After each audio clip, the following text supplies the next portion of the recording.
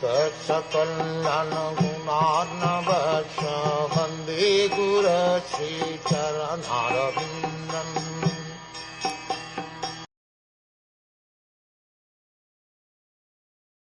O learned Brahman, I want to occupy a position more exalted than any yet achieved within the three worlds by anyone, even by my fathers and grandfathers.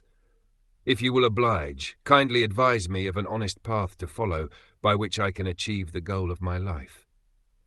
When Dhruv Maharaj refused to accept the Brahminical instruction of Narad Muni, naturally the next question would be what sort of instruction he wanted.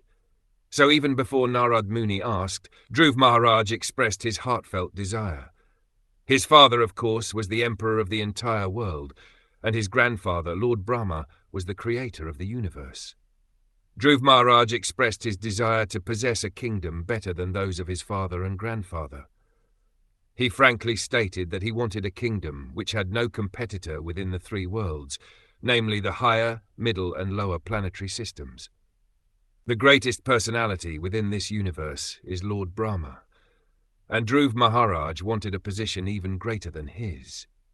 He wanted to take advantage of Narad Muni's presence, because he knew very well that if Narad Muni, the greatest devotee of Lord Krishna, could bless him or show him the path, then certainly he would be able to occupy a more exalted position than any person within the three worlds. Thus he wanted help from Naraji to achieve that position. Dhruv Maharaj wanted a position greater than that of Brahma. This was practically an impossible proposition, but by pleasing the Supreme Personality of Godhead, a devotee can achieve even the impossible.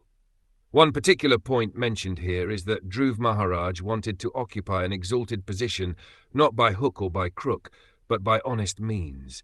This indicates that if Krishna offered him such a position, then he would accept it.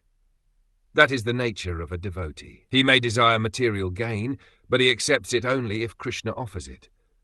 Dhruv Maharaj was sorry to refuse the instruction of Narad Muni. Therefore he requested him to be merciful to him by showing a path by which he could fulfill his mind's desires.